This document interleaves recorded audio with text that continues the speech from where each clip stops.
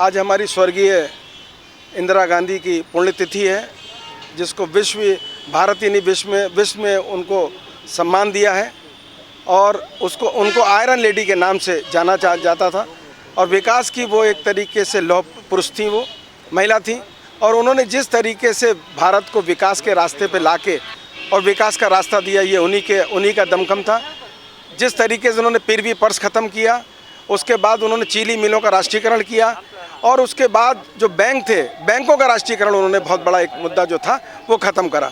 और आपने देखा होगा कि जिस तरीके से उन्होंने जो पाकिस्तान में युद्ध हुआ, उसमें 1 लाख सैनिकों को उन्होंने अरेस्ट किया था और उसके 1 महीने के बाद उनको बाइज्जत उनको छोड़ा था। ये उनकी देन थी।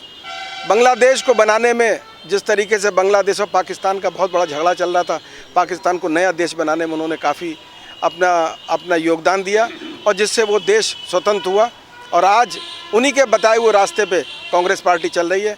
उन्हीं के बताए हुए रास्तों पे चल के कांग्रेस हर तरीके से काम करने को तैयार है। कांग्रेस के लिए बड़े गर्व की बात है कि कांग्रेस ने देश को ऐसे नेता दिए कि जिनको लौह पुरुष और लौह लेडी के नाम से जाना जाता। ये हमारे लिए बड़े गर्व की बात है।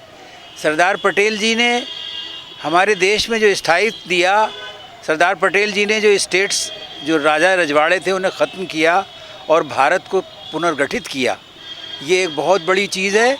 ये आजकल के दौर में संभव ही नहीं। आज 370 हटाने के बाद सरकार जो कह रही है कि 370 कांग्रेस ने लगा के देश को कमज़ोर किया था, देश को मजबूत किया था कांग्रेस पार्टी ने 370 लगा के, ताकि हमारे यहाँ एक गुलदस्ता जो हमारा देश है, सबको संभाल के चलने की और सबको इज्जत देने की जो हमारी नीति थी, उसी से हमारे देश में स्थायित्व था।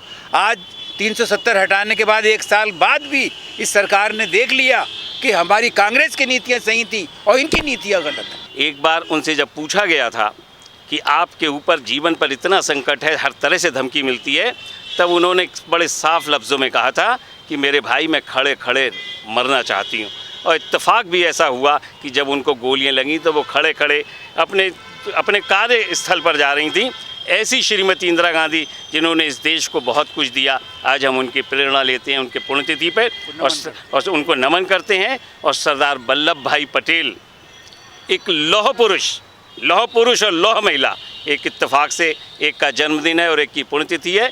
तो वो लौह पुरुष सरदार वल्लभ भाई पटेल ने जिस तरह से गृह मंत्री के रूप में इस देश का विकास में अपना अग्रणीय योगदान दिया, हम उनके सदैव चरण चिन्हों पर चलते हुए इस देश को आगे बढ़ाएंगे। और कांग्रेस के तमाम नेता जिन्होंने कुर्बानी दी हैं, ये जो आज की सरकार है वो केवल कांग्रेस का दिया हुआ ही अपने के नाम में करना चाहती है, लेकिन कांग्रेस जन पूरी तरह से वाकिफ़ हैं, पूरी जनता वाकिफ़ है कि इनकी जो सब जवाब दिखाने की नीति है भारतीय जनता पार्टी की, मोदी जी की, वो आगे हर तरह से फेल होगी। और हमारा देश में फिर से कांग्रेस नेतृत्व सन 24 में एक राष्ट्रीय नेतृत्व आएगा और सन 22 में हमारी प्रदेश में सरकार बनेगी। पिछला दौर सांप्रदायिक शक्तियों ने हमारे प्रदेश की जनता को गुमराह करके हासिल कर लिया है, लेकिन आज की जो परिस्थिति है, जो राजनीति में संक्रमण काल चल रहा है, उससे आवाम का हर व्यक्ति, हर वर्ग बहुत पीड़ित और परेशान है। उसकी समझ में आ गया है कि ये हमको लड़ाने का प्रयास कर रहे हैं, विकास को ठप करने का प्रयास कर रहे हैं। अगर हिंदुस्तान विकास की ओर बढ़ेगा तभी बढ़ेगा जब इस पर धर्मनिरपेक्षता को मजबूत किया जाएगा। तो हम धर्मनिरपेक्षता के हथियार को आगे लेकर उत्तर प्रदेश के लोगों को एक बार फिर बताने का प्रयास कर रहे हैं। अगर आपको वास्तविक विकास चाहिए, सद्भाव चाहिए, भाईचारा, कौमी एकता चाहिए, देश की अखंडता चाहिए, तो आपको कांग्रेस के बैनर के तले आना होगा, कांग्रेस को मजबूत करना होगा। और इसी विश्वास से हम कह सकते हैं कि आने वाले 22 के चुनाव में कांग्रेस सत्ता में आएगी और हम जनता के हितों के लिए निश्चित तौर पर विजयी होंगे।